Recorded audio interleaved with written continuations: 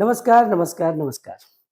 ગોધડિયા પ્રદેશના રાજકુમારો અને રાજકુમારીઓનું NCERT solution chapter number 4 ગતિના નિયમોમાં આપનું હાર્દિક સ્વાગત છે. ઉદાહરણ નંબર 5. આકૃતિમાં દર્શાવ્યા મુજબ બે એક સમાન બિલિયર્ડ બોલ એક દ્રઢ દિવાલ પર સમાન ઝડપથી પણ જુદા જુદા કોણે અથડાઈને ઝડપમાં કોઈ પણ ફેરફાર વિના પરાવર્તન પામે છે. તો આપણે અહીંયા શું આપેલું છે પ્રશ્નમાં કે બે જે છે બિલિયર્ડ બોલ છે એ દિવાલ સાથે અથડાય છે, બરાબર છે, અને ઝડપને બદલવાનું નથી. એક કેસમાં એ જે દિવાલને દ્રઢ દિવાલને લંબ દિશામાં આવે છે, જ્યારે બીજામાં એક ખૂણે દાખલ થાય છે અથવા તો આપાત થાય છે. ઓકે, હવે શું કહે છે, દરેક બોલને લીધે દિવાલ પર લાગતા બળની દિશા કઈ હશે? તો દિશામાં આપણે યાદ રાખવાનું કે અત્યારે બોલ દ્વારા દિવાલ પર લાગતું જે છે એ દિશા, અગર આપણે અહીંયા ફેંકનાર વ્યક્તિના સંદર્ભમાં વાત કરીએ તો એ જે છે ધન દિશામાં હોય અને પાછું ફરે તો ઋણ દિશામાં, અને અગર આપણે ઓબ્ઝર્વરને એટલે કે અવલોકન કરતાને દિવાલ તરફથી રાખીએ તો દિવાલ તરફ આવી રહ્યું છે તો ઋણ આવશે અને જઈ રહ્યું છે તો ધન આવશે, બરાબર છે. તો આ પ્રશ્નમાં આપણે દિવાલના સંદર્ભમાં વાત કરીશું, બરાબર છે. ચાલો, તો સૌથી પહેલા કેસ નંબર એ ની વાત કરીએ કે કેસ એ માં અથવા તો કિસ્સા 1 માં શું આવ્યું છે આપણને. સૌથી પહેલા જે છે પદાર્થનું દળ આપણે કેટલું માની લઈએ? m, બરાબર છે. ઓકે, હવે દિવાલની દ્રષ્ટિએ જોઈએ તો આવી રહ્યું છે તો ઋણ અને જઈ રહ્યું છે તો ધન. ત્યારબાદ જે છે અગર આપણે જે ફેંકનાર વ્યક્તિ છે એના સંદર્ભમાં વાત કરીએ તો જે છે એ કેટલું આવશે? ધન mu, અને અંતિમ કેટલું આવશે? Minus mu. તો આપણે લખીએ વેગમાન. કોની વાત કરીશું? વેગમાન, બરાબર છે. કેમ વેગમાનની વાત કરીશું? કારણ કે અહીંયા આપણને પછીના પ્રશ્નમાં આપેલું છે કે આઘાતના માનનો ગુણોત્તર આપણે શોધવાનો છે. આઘાત એટલે શું? તો કે ગતિના બીજા નિયમ પ્રમાણે F બરાબર શું થાય? ડેલ્ટા પી ના છેદમાં ડેલ્ટા ટી, બરાબર છે. ઘણું બધું બળ સૂક્ષ્મ સમય માટે લાગે તો એ કોના બરાબર હોય? વેગમાનના ફેરફાર બરાબર. તો કે F ડેલ્ટા ટી બરાબર ડેલ્ટા પી. તો હવે જે છે આપણે વેગમાનમાં ફેરફાર એ જ આપણે શોધવાનું રહેશે, બરાબર છે. ઓકે, તો વેગમાનમાં ફેરફાર કેટલો થઈ રહ્યો છે તો તેનો x ઘટક અને ત્યારબાદ y ઘટકની ચર્ચા કરીશું, બરાબર છે. તો આઘાત બળ એ કોના બરાબર હશે? વેગમાનના ફેરફાર બરાબર. ઓકે, ચાલો, તો હવે જે છે આપણે પ્રારંભિક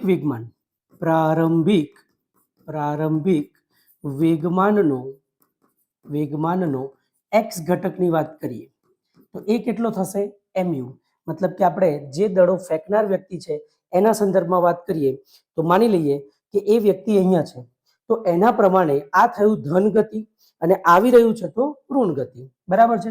ઓકે, તો ધન તરફ જાય છે તો ઘટક આપણે લખી દઈએ mu, બરાબર છે. ઓકે, હવે જે છે આવી રહ્યું છે અથડાઈને પછી તો જે છે અહીંયા હા પ્રારંભિક વેગમાનનો x ઘટક, તેવી જ રીતે એનો y ઘટકની વાત કરીએ તો y ઘટક તો કેટલો છે? 0, કે દિવાલના લંબ દિશામાં જ ગતિ કરે છે એટલે y તરફ કોઈ ગતિ કરતું નથી, બરાબર છે. પછી વાત કરીએ અંતિમ વેગમાનનો x ઘટક. તો x ઘટક એટલે હવે એ ઋણ તરફ આવે છે તો શું લખીશું? Minus mu. અને તેનો y ઘટક એ કેટલો થશે? 0, બરાબર છે. તો હવે જે છે વેગમાનનો ફેરફારનો x ઘટક અને વેગમાનના ફેરફારનો y ઘટક. તો હવે અહીંયા આપણે લખવું હોય કે વેગમાનના ફેરફારનો એટલે કે ડેલ્ટા પી નો x ઘટક એ કેટલા બરાબર હોય?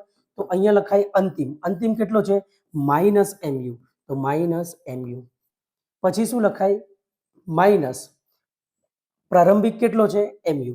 તો એ લખાશે mu, બરાબર છે. તો હવે બંનેનો જવાબ કેટલો આવશે? -2mu.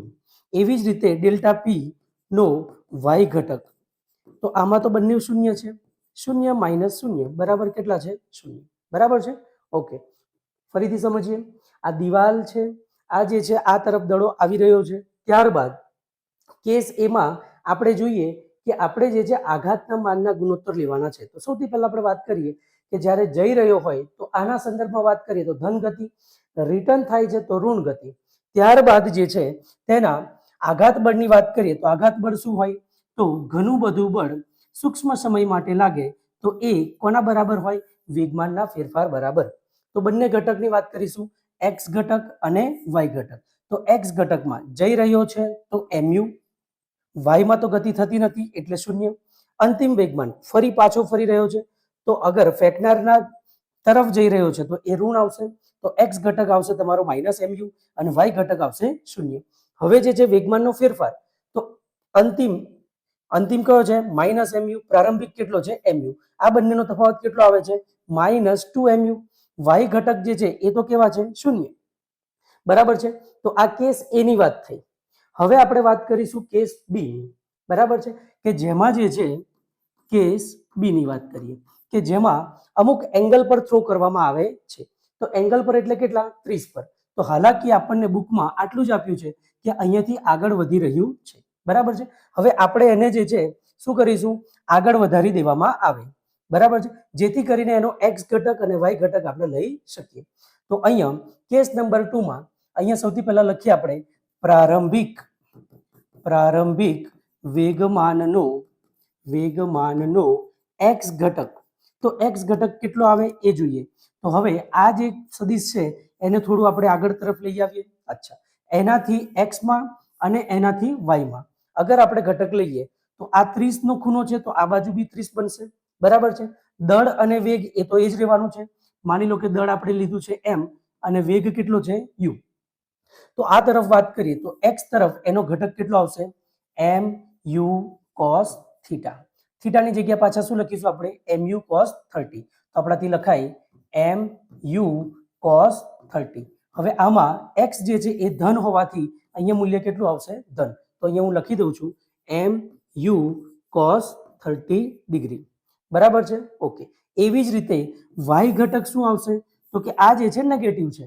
તો અહીંયા પ્રારંભિક વેગમાનનો લખાય આપણાથી પ્રારંભિક વેગમાનનો વાય ઘટક જે કેટલો આવશે? -mu sin 30 degree. બરાબર છે. ઓકે.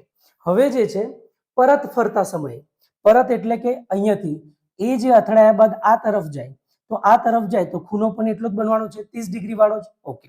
તો 30 ડિગ્રી થી અહીંયા જે છે પાછો ઘટક કયો આવશે? x. અને એવી જ રીતે અહીંયા ઘટક કયો આવશે? y. આ ત્રીજું ચરણ છે. ત્રીજા ચરણમાં બંને મૂલ્યો કેવા આવવાના છે? ઋણ. તો x નું મૂલ્ય પણ ઋણ અને y નું મૂલ્ય પણ ઋણ. બરાબર છે. તો અહીંયા લખી દઈએ અંતિમ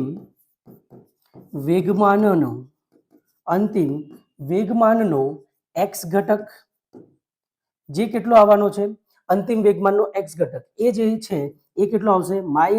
-mu cos 30. અને ત્યારબાદ અંતિમ વેગમાનનો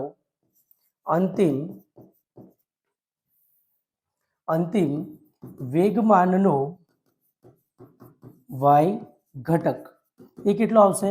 -mu sin 30 ડિગ્રી. બરાબર છે. હવે આઘાતની વાત કરે છે તો હવે વેગમાનના ફેરફારનો, તો વેગમાનના ફેરફારનો એક્સ ઘટકની વાત કરીએ તો એક્સ માં કેટલો ફેરફાર થાય છે? અંતિમ વેગમાન એક્સ વાળું કેટલું છે? -mu cos 30. તો લખી દઈએ -mu cos 30 ડિગ્રી. ત્યારબાદ જે છે પ્રારંભિક કેટલો છે? તો પ્રારંભિક છે mu cos 30. તો લખાય -mu cos 30 ડિગ્રી. તો આ માઇનસ શું થઈ જશે? પ્લસ. તો -2 times mu cos 30 ડિગ્રી. બરાબર છે. એવી જ રીતે શું કરીશું? y ઘટક. તો વેગમાનના ફેરફારનો y ઘટક, તો y ઘટક આપણાથી લખાશે અંતિમ કેટલો છે? -mu sin 30 degree. બરાબર છે. માઇનસ પ્રારંભિક કેટલો છે? પ્રારંભિક છે -mu. તો -mu sin 30 ડિગ્રી. બરાબર છે. અચ્છા, હવે આપણે અહીંયા જોઈ શકીએ છીએ કે આ માઇનસ શું થઈ જશે? પ્લસ. તો -mu sin 30 degree minus plus કરી દેવું mu sin 30 ડિગ્રી. બરાબર છે. ધન અને ઋણ એ કેટલા થઈ જશે? શૂન્ય. બરાબર છે. ઓકે. હવે જે છે આપણને સવાલમાં શું પૂછ્યું છે? બે વસ્તુ. એક કે બળ કઈ દિશામાં લાગે છે અને બીજું આઘાતના માનનો ગુણોત્તર. તો સૌથી પહેલા જે છે આઘાતના માનનો ગુણોત્તર લખી દઈએ. બરાબર છે. ઓકે. તો હવે જે છે આઘાતના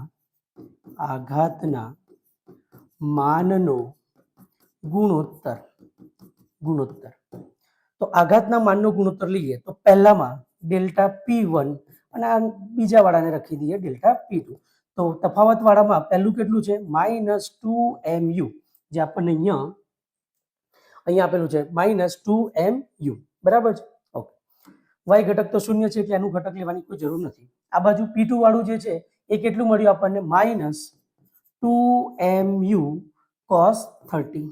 તો cos 30. ઓકે.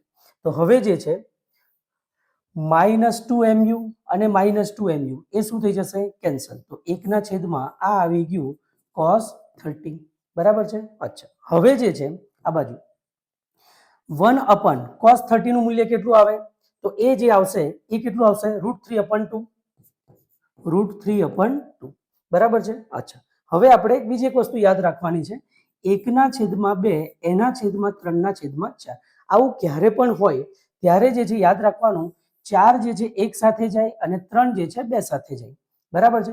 જ્યારે એક જ પદ આપ્યું હોય, જેમ કે આના જેવું, તો અહીંયા 1 ની જગ્યાએ શું લખવાનું? 1/1. એના છેદમાં લખી દેવાનું √3/2. તો જેથી કરીને આપણને ખબર પડે ચોથું 4 જે છે એક સાથે જશે તો 2 × 1 કરવાના અને √3 જે છે નીચે તરફ લાવવાનું. તો અહીંયા જે છે 2/, આ 2 ક્યાં જશે? ઉપર તરફ. અને આ √3 ક્યાં રહેશે? ત્યાં જ. તો 2/√3. બરાબર છે. અચ્છા, તો હવે જે છે 2/, √3 નું મૂલ્ય જે છે, હવે જુઓ ધોરણ 12 માટે પણ કામનું છે કે √2 નું વેલ્યુ કેટલી છે? 1.414. અને √3 નું મૂલ્ય કેટલું છે? 1.73 સુધી આપણે લખવું. બરાબર છે. આમ તો 1.73 સુધી આવે છે પણ 1.73 સુધી યાદ રાખશો તો પણ વાંધો નથી. તો 2/1.73 આપણે લખીએ તો આપણને કેટલું મળે છે એ જરા જોઈ લઈએ. બરાબર છે. ઓકે. તો હવે 2/1.73 આવે તો એ આવે છે 1.15. ઓકે. તો હવે અહીંયા આપણને વેગમાનનો જે ગુણોત્તર આવે છે એ કેટલો મળે છે? 1.15. હવે આની આસપાસ બી, હાલાકી બુકમાં જે છે જવાબ કેટલો છે? 1.2. તો 1.15 અને 1.2 માં આમ તો 1.15 વાળો જે છે શું કહેવાય? 2/1.7320 કરીએ તો 1.1547 આવે છે. તો ફરીથી એને જે છે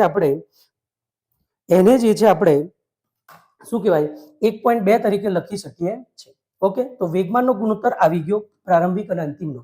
હવે આપણે દિવાલના બળની વાત કરીએ તો સૌથી પહેલા વાત કરીએ કે દિવાલના સંદર્ભમાં વાત કરીએ તો બોલ જ્યારે આના પર આવે છે તો એ જે છે શેમાં લાગે છે? બળ ધન. અને ત્રીજા નિયમ પ્રમાણે એટલું જ બળ દિવાલ જે છે બોલને આપે છે, જે કેટલું કઈ દિશામાં છે? ઋણ.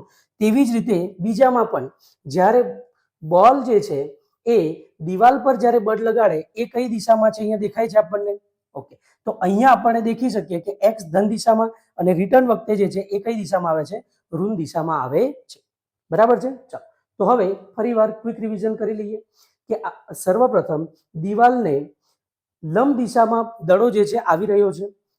m દળ હોવાથી અને u વેગ હોવાથી mu સાથે આવે છે, આપાત થાય છે અને પરાવર્તિત થઈને પાછો mu સાથે પાછો ફરે છે. તો આના ઓબ્ઝર્વર એટલે કે ફેંકનાર વસ્તુના સંદર્ભમાં અગર વાત કરીએ આપણે તો mu ધન અને mu નેગેટિવ. બરાબર છે. ઓકે. તો આનો તફાવત આપણને કેટલો મળે છે? -2mu. y ઘટકની તો વાત જ નથી. કેમ? y માં કોઈ ગતિ જ નથી થતી. હવે જ્યારે બીજા કેસ નંબર 2 માં આપણે જોઈ શકીએ છીએ એ જે છે 30 જેટલા ખૂણે દાખલ થઈ રહ્યો છે. ત્યારે જે છે એને આપણે આગળ વધારી દઈશું જેથી કરીને આપણને એંગલનું મૂલ્ય મળી શકે. બરાબર છે. ઓકે. એના x અને y ઘટકની વાત કરીએ તો x ઘટક કેટલો આવે છે? mu cos 30. અને y ઘટક જે છે ઋણ હોવાથી અહીંયા કેટલો આવશે? -mu sin 30. પરાવર્તિત થાય ત્યારે x ઘટક જે છે એ કેટલો આવશે? -mu cos 30. અને sin ઘટક જે છે એ કેટલો આવશે? -mu sin 30 degree. બરાબર છે. હવે બંનેના તફાવત લખી દેવાના છે કે પ્રારંભિક વેગમાન અને અંતિમ વેગમાન આ બંનેનો તફાવત તો અહીંયા આવે છે minus MU cos 30 minus MU cos 30 આ 2 ટાઈમ્સ થઈ જાય છે. y ઘટક એ બંનેનું મૂલ્ય કેટલું આવે છે? 0. આઘાતના માનનો ગુણોત્તર અગર વાત કરીએ તો એ કેટલું આવે છે? -2 MU અને બીજા વાળાનું -2 MU cos 30. બંને કેન્સલ થશે, 1/, cos 30 આવી જશે. cos 30 ની વેલ્યુ કેટલી છે? √3/2. બરાબર છે. હવે √3/2 વાળું જ્યારે પણ આવે, જ્યારે યાદ રાખવાનું કે આવું જ્યારે છેદના છેદમાં વાળું આવે તો આ વસ્તુ યાદ રાખવાનું છે. 1/2, 3/4. 4 એક સાથે, 2 3 સાથે. એ પ્રમાણે જોવા જઈએ તો 2/, શું આવી ગયું? √3. મૂલ્ય લખવાનું અને આટલો તમારે આન્સર લાવી દેવાનો છે. તો આશા રાખીએ કે આ સવાલ જે છે તમને સારી રીતે ખબર પડી હશે. ઓકે.